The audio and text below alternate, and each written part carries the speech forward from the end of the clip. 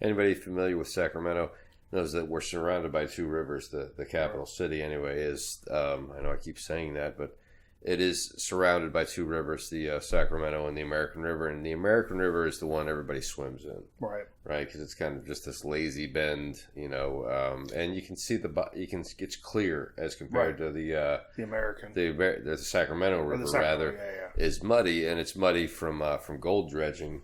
From what I understand, 200 years ago. Yeah, well, no, I've actually got footage. I've got footage from the 1930s where they were. Okay, have you been to the Gold Museum? Have anybody been to the Railroad Museum in Old Sacramento? Yeah.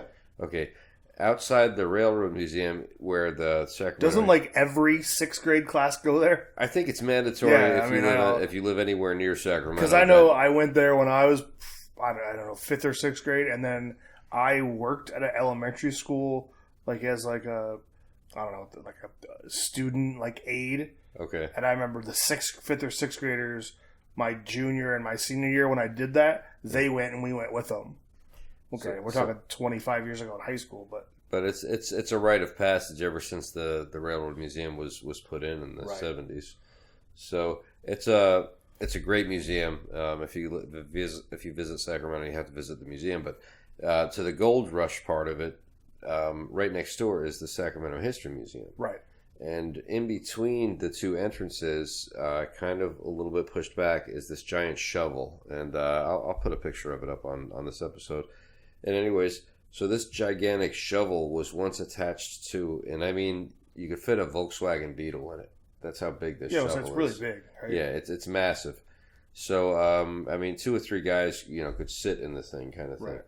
So anyways, this was just one of 200 of these things on a gigantic chain that literally went up, down into the water, scraped up the bottom, brought it up and dumped it in piles. And then I've got footage of these massive piles of rock. And so they scraped all the rocks off the bottom, and as a result, all the sediment that's underneath the rock is no longer held down. So you have a cloudy area now, and on top of that affects salmon population, fish, because the fish lay their eggs in and around these rocks. Right.